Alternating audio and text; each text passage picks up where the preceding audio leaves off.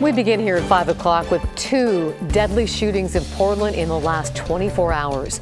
They're the latest episode in the city's gun violence problem. Thank you for joining us. I'm Laurel Porter. And I'm David Molko. The latest shots, and this is significant, fired in the early afternoon and right under the Burnside Bridge. Our Mike Benner joins us along the waterfront, which, Mike, has been getting a lot more foot traffic this week given the weather. Bring us up to speed here. Yeah, that's right, David. First of all, I can tell you that Southwest NATO is back open to traffic. It had been shut down for several hours as detectives collected evidence. The deadly shooting happened right behind me along Southwest NATO under the Burnside Bridge, as you mentioned, and we understand that the victim died at the hospital. An all too familiar sight in Portland, but not always in broad daylight. Crime tape blocks off a stretch of Southwest NATO near Burnside following an early afternoon shooting. I heard a bang before. I had my headphones on, so I took out one headphone and I was like, okay, I didn't hear no screams or nothing. Benito Zarita may not have heard any screams, but he saw a man who had been shot, and he says there was a lot of blood. He did drop right there next to the bridge. When I seen him drop in the ground, I was like, hey, man, stay awake. Don't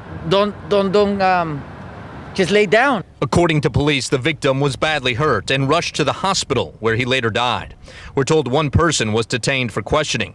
This comes just hours after another shooting in downtown Portland. Investigators say somebody was shot and killed near Northwest 6th and Burnside late Thursday night. What are we waiting for to get something done and to have accountability? Diana Gladden is the general manager of Portland's Saturday Market. She's had enough of the gun violence, and boy, have we seen a lot of it. This year alone, there have been more than 400 shootings and at least 24 people killed in that gunfire. I don't want my hands tied because the city can't do anything or the leadership can't do anything.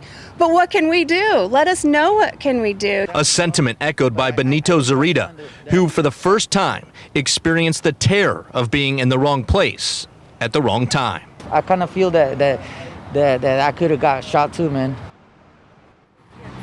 All right, we did ask investigators if the shooting here at Southwest NATO and Burnside is connected to the one at 6th and Burnside, seeing as they happen just hours apart and about a third of a mile apart. And right now, detectives do not think these shootings are connected. As always, if you have any information about this gunfire, call police. Laurel. Well, definitely becoming all too common. Thank you, Mike. And gun violence in the suburbs, too. One person is dead in a shooting in Hillsborough. It happened early this morning in the parking lot of a Les Schwab store on Southeast 10th Avenue.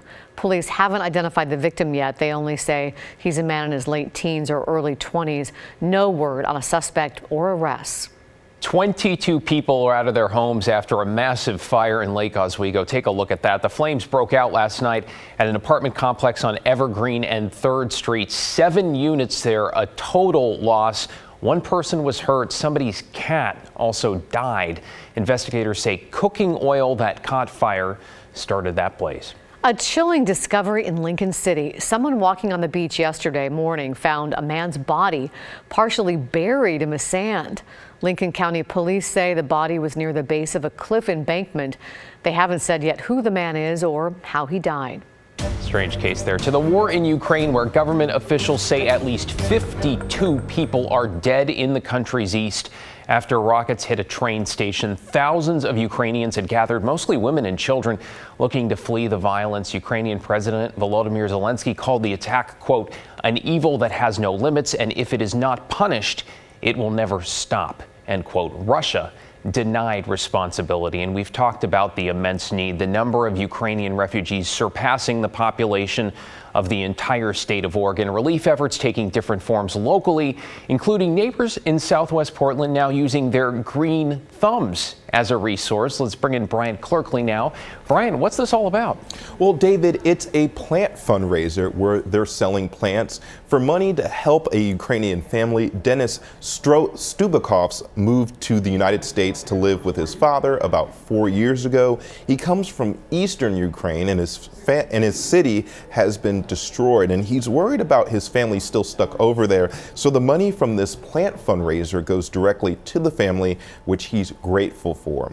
Susan Schleislinger is using her driveway and her gardening skills to create the plants that people can buy. There's no set prices on the plants. People can donate as much as they want. In the first 2 days, they've raised over $1,800 for Stupikov's family. And the money is for everything from food to clothes and housing. They need a place to live. They need everyday food, just anything, because like anything would help because they have nothing right now. They just moved to a complete new space. It's really hard, so this is helping a lot. Stupikov's mother and sisters have safely fled Ukraine to Germany, but his grandparents and other family members are still in the country. He says he feels guilty about being so far away, but this fundraiser is the best way he can help. And the fundraiser goes until Sunday. The hours are 9 to 4. And Saturday afternoon, there'll be a special event for kids where they can learn about gardening, and there will be live music. So if people want to support, I will post the address of the fundraiser on our website, kgw.com. Laurel? Well, I hope they get a big turnout. Thank you, Brian. And if you want to help with relief in Ukraine, another fundraiser is coming to an end this weekend. This Sunday is the last day to donate your deposit for recycling bottles or cans. The donations benefit the Mercy Corps Ukraine Relief Fund. So far, $134,000 have been raised. Organizers hope to reach $150,000. Just take your containers to any redemption center, or you can also donate your balance online if you have a Bottle Drop account. And coming up tonight on NBC Nightly News, stories of refugees returning to Ukraine. They're leaving the relative safety of Poland to go home. Tonight, why those families are taking the risk despite the danger of war. I think we have to keep in mind that as people leave Ukraine, they have to separate from their fathers, their husbands, their sons. Any man between the age of 18 and I think 65 is not allowed to leave Ukraine. So obviously, many families are traveling back into Ukraine just to be reunited with their families. On Nightly News, hear refugees describe what they expect as they return home and what they want the world to know. That's at 5:30, right after this newscast. The city of Portland is pulling out a giant tree trimmer and ending a contract with a nonprofit that has planted trees along our streets and sidewalks for decades. The group is called Friends of Trees. It's helped neighbors plant over 40,000 as part of a program that started in 2008. The city gave the nonprofit about $1 million a year toward those efforts. But now that responsibility and the funding is going to go to Portland Parks and Rec. Here's how the group reacted. It's kind of an end of an era, and you know, after this spring, we have no funding from the city to do any tree planting in Portland. The Borough of Environmental Services tells KGW it's developing a street planting program through Portland Parks and Rec. It is also focusing on planting trees on private and commercial properties. Portland's going to maintain a separate contract with the organization for other tree care in the city.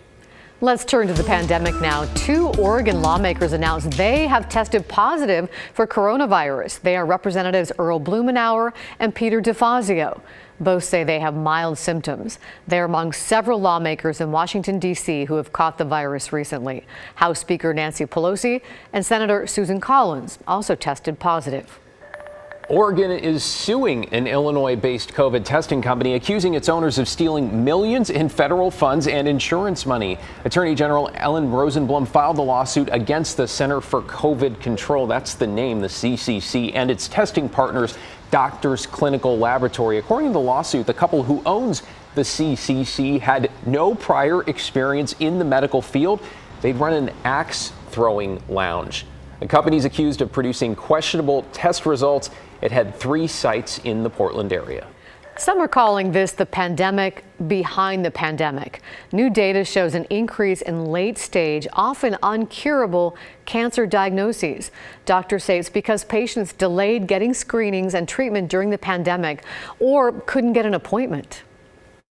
I have seen patients this year who have presented with cancers at a later stage or maybe no longer a curable stage, who very specifically told me that they either were unable to access screening because it was harder to get in to get screening as it would be normally, or if they personally were just worried because of their fear of getting very ill from COVID-19. Doctors are urging people to get those screenings and any other health checkups they may have delayed as soon as possible.